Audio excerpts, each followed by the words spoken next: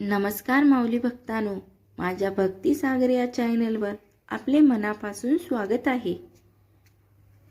महाराजांच्या अस्तित्वाची जाणीव. सौ संगीता, राहणार नागपूर, या भक्ताला आलेला महाराजांचा अनुभव आज आपण ऐकणार आहोत. तो अनुभव ऐकण्यापूर्वी तुम्ही जर माझ्या चॅनलवर नवीन असाल आणि सबस्क्राईब केलं नसेल तर सबस्क्राईब करायला विसरू नका. जय गजानन. सद्गुरूंसमोर हात जोडून आपण प्रार्थनेसाठी उभे झालो की त्यांना काही ना काही मागत असतो. असं म्हणतात की सद्गुरूंना प्रार्थना करताना एक ठरलेली प्रार्थना असावी. पण आपण सामान्य माणसं आपल्या मनातील विचारांचा वेळोवेळी आपल्या प्रार्थनेवर, मागण्यावर परिणाम होणारच. त्या दिवशी असंच झालं. मी महाराजांसमोर हात जोडले आणि न कळत ओळी आठवू लागल्या. जेथे जातो तेथे तू माझा सांगती, चालविशी हात धरून या. अर्थात असं होण्याचं कारणही तसंच होतं. मिस्टरांची तब्येत ठीक नव्हती म्हणून मी गजानन महाराजांना 5 महिने शेगावची वारी करीन असं बोलले होते. त्याप्रमाणे मी 4 महिने सलग शेगावला दर्शन घेऊन आले होते.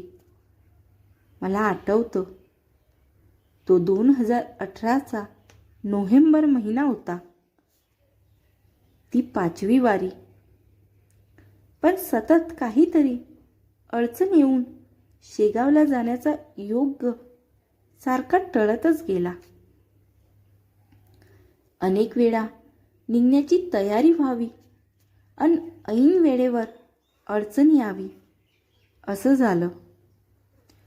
मला आतून रडायला यायला लागलं. नोव्हेंबरची 27 तारीख आली. मिस्टर रेल्वेत नोकरीला आहेत. त्यांना मंगळवार ऑफ असतो. मंगळवारी आम्ही शेगावला जाणारच ठरविलं. गीतांजली 2 जागा सांगून ठेवल्या. पण मिस्टरांना ऐन वेळेवर मीटिंग असल्याचं सांगण्यात आलं. अशावेळी आपल्याला नेमकं काही सुचतही नाही. मी बहिणीला विचारलं. ती बोलली, ठीक आहे, आपण सकाळी निघू. पण रात्री 10:30ला तिच्या मुलाला अस्थमाचा जोरदार अटॅक आला. अर्थातच तिचं येणं थांबलं. आता रात्र खूप झाली होती. सकाळीच गीतांजली होती. एवढ्या रात्री कुणाला विचारणार? माझ्या मनाचा निर्धार झाला की एकटंच शेगावसाठी निघायचं. मी महाराजांसमोर उभी झाले. त्यांना म्हटलं, महाराज, माझ्यासोबत शेगावला चला. उद्या सकाळी निघायचं आहे. सकाळी लवकर मिस्टर रेल्वे स्टेशनवर सोडणार होते. त्याप्रमाणे आम्ही निघालो. मी महाराजांसाठी गाडीचं मागील दार उघडलं. म्हटलं, महाराज बसा. मग दार लावलं. स्टेशनवर कार थांबली. मी उतरले. पुन्हा गाडीचं मागील दार उघडलं. म्हणाले, चला महाराज. आम्ही प्लॅटफॉर्मवर पोहोचलो. थोड्या वेळात गाडी आली. आम्ही ठरलेल्या डब्यात पोहोचलो. सांगितल्याप्रमाणे 2 सीट्स होत्या. मी खिडकीशी बसले.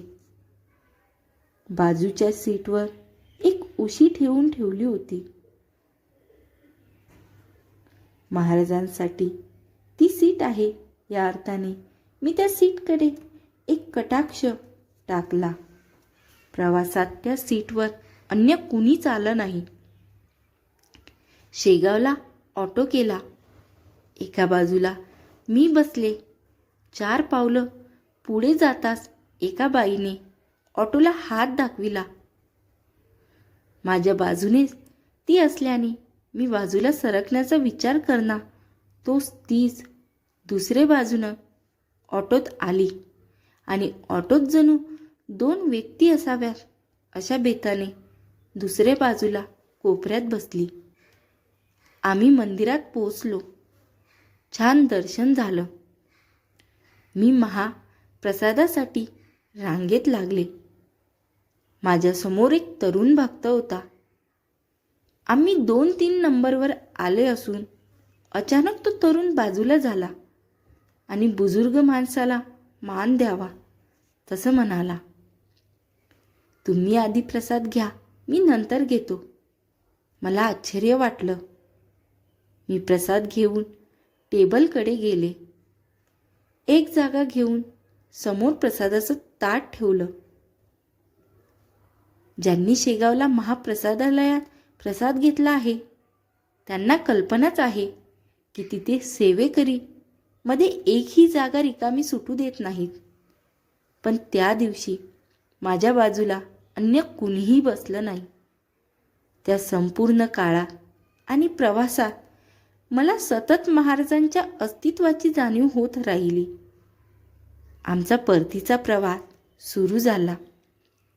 पुन्हा गीतांजलीत माझ्या बाजूला अन्य कुणीही आलंच नाही.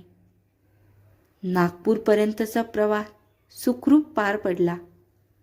प्रवासात एकटेपणा अजिबात जाणवलाच नाही. सतत कुणाची तरी सोबत आहे अशी जाणीव होत राहिली. 5वी वारी पूर्ण करून मी घरात पाऊल ठेवलं तेव्हा समाधानानं अंतःकरण भरून गेलं होतं.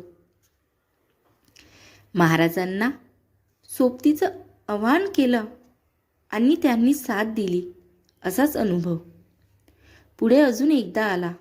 मात्र यावेळी महाराजांनी माझ्या प्रार्थनेवरून माझ्या मुलाला काहीसा सुखद अनुभव दिला.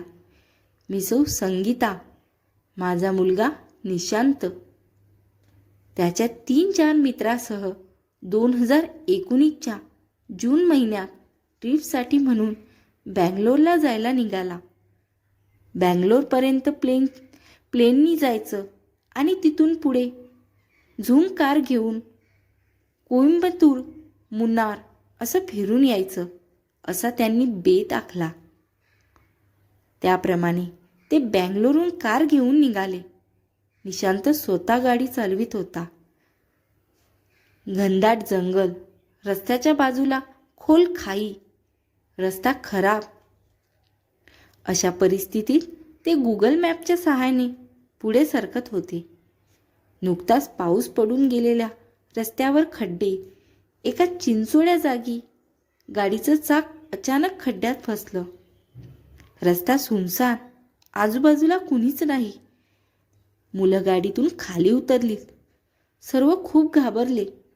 गाडी तिथून काढायची कशी हा एक प्रश्नच होता. किंचितची चूक गाडी खाईत नेण्याची पुरेशी होती. त्या दिवशी गुरुवार होता.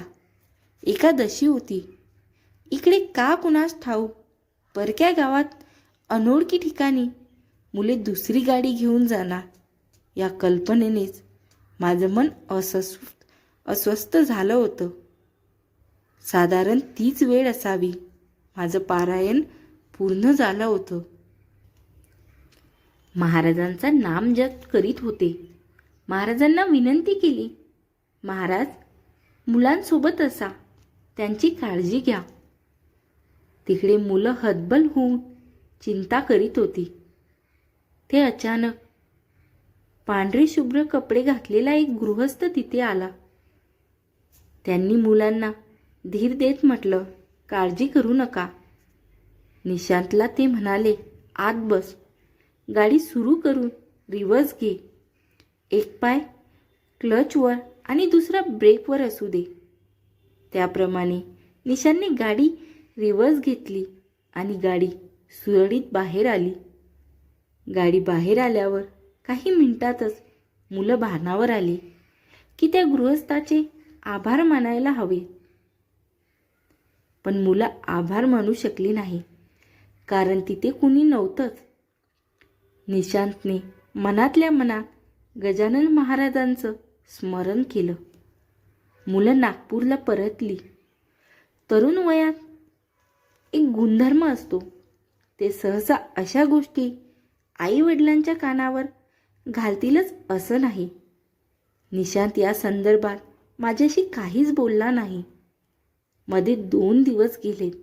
मला आठवतो, तो 20 जूनचा दिवस होता. सकाळी 9:30च्या सुमारास आमच्या घरासमोर 2 वासुदेव आले. याआधी कित्येक वर्षात मी वासुदेव पाहिलेच नव्हते. मी निशांतला काही पैसे देऊन त्यांना देण्यासाठी बाहेर पाठविलं आणि पाठोपाठच मीही बाहेर गेले. निशांतकडून पैसे घेतले तेव्हा वासुदेव त्याला म्हणाला, आताच गाडीचं खूप मोठं संकट येऊन गेलं, पण तू वाचला. ते ऐकून निशांत आश्चर्यचकित झाला आणि नंतर मला सर्व कहाणी समजली.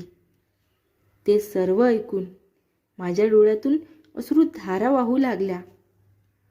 तो तोच दिवस होता की ज्या दिवशी मी महाराजांना म्हटलं होतं, महाराज, मुलांसोबत असा, त्यांची काळजी घ्या. मी धावतच आत गेले. महाराजांसमोर मला ओळी आठवू लागल्या. जेथे जातो तेथे तू माझा सांगती, चालविशी हात धरून या. चालव वाटे आम्हा तुझाशी आधार, चालविशी भार सवे माझा. ओळी म्हणून महाराजांसमोर गुडघ्यावर खाली टेकले, हात जोडले आणि मनातून शब्द बाहेर पडले, श्री गजानन, जय गजानन, श्री गजानन, जय गजानन.